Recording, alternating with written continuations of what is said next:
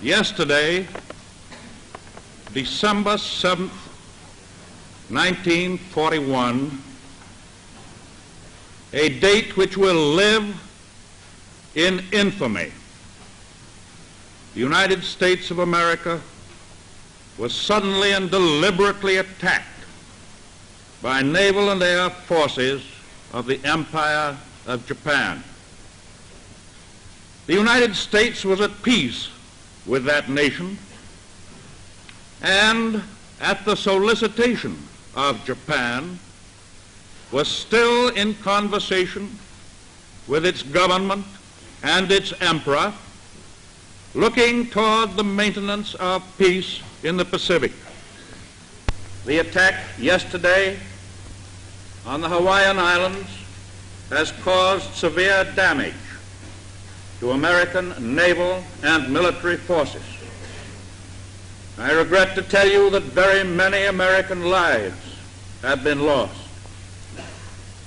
In addition, American ships have been reported torpedoed on the high seas between San Francisco and Honolulu. As Commander-in-Chief of the Army and Navy, I have directed that all measures be taken for our defense, but always will our whole nation remember the character of the onslaught against us. I believe that I interpret the will of the Congress and of the people when I assert that we will not only defend ourselves to the uttermost, but will make it very certain that this form of treachery shall never again endanger us. I ask that the Congress declare that since the unprovoked and dastardly attack by Japan on Sunday, December 7th, 1941, a state of war has existed between the United States and the Japanese Empire. America was affected in many ways by the attack on Pearl Harbor, including the shift to the wartime economy, the persecution of certain ethnic groups in America, and the unification of the country in response to the attack and the consequential World War. On December 7, 1941, Japan executed a surprise attack on the United States Pacific Naval Fleet stationed in Pearl Harbor, Hawaii. American casualties included 2,403 dead, 21 ships sunk and damaged, and 169 aircraft destroyed. On the other hand, the Japanese only suffered 29 planes shot down, 55 airmen dead, and 6 Japanese submarines were sunk. This was the culmination of the tension that existed between the United States and Japan. After Japan attempted to attack China, the U.S. set up a blockade on resources going into Japan, forcing Japan to begin a conquest of Southeast Asia to gain those resources back.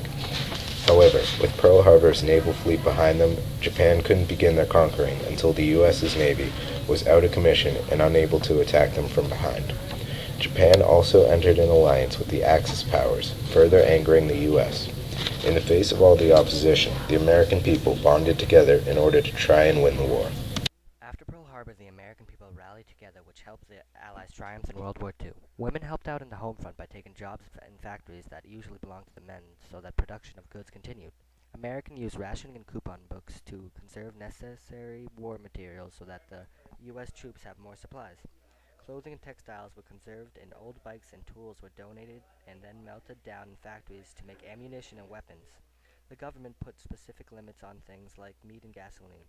Men both young and old joined the branches of the military in graft and involuntarily, and the military grew exponentially with the influx of people. And although the unification was a positive aspect of the war, negative aspects also happened, such as people and the government both shunned the certain ethnic groups.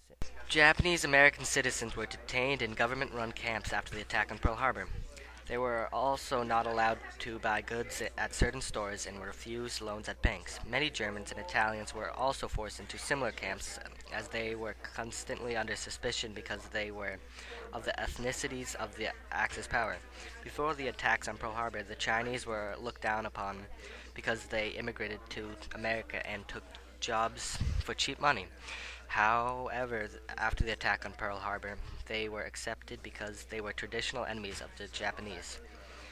African Americans made progress in their efforts for equality, as Roosevelt passed laws dictating that they were allowed to work government jobs. But they were still persecuted. Women too gained respect, as they were forced to take on many hard labor jobs previously held by men, created in the absence of the American men. The rise of women was not the only economic effect, as there were many other that were magnified by the United States' rise out of the Great Depression. Before Pearl Harbor and World War II, America was still in the Great Depression, as seen through unemployment, which rose to a record 13.3%. Pearl Harbor helped the U.S. rise out of the Great Depression, as the production created by the war helped to restart the American economy. Before entering World War II, Roosevelt had been pressing the issue of creating a preparedness program so they would be ready, and America also had a Lend-Lease program in place with the Allies, which gave U.S. aid to Britain and the Soviet Union. World War II also raised U.S. taxation rates as high as 94% for the income tax, but the average was 20.8%. Federal taxes raised $45 billion, but the U.S. spent $83 billion in 1945 alone. War bonds were also used to cover the rest of the money spent in the war, and they raised $185 billion of the total $308 billion spent by the U.S. in World War II. The U.S. got out of the Great Depression through war production, and unemployment dipped to a record low 1.2% in 1944.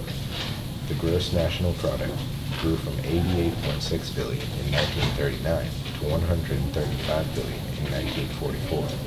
However, after the war, the U.S. had to make a shift back to producing consumer goods instead of wartime supplies.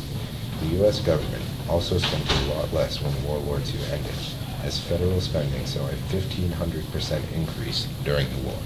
The attack on Pearl Harbor created many changes for the American people, which they fully embraced, helping the United States rise up out of the ashes created by Pearl Harbor.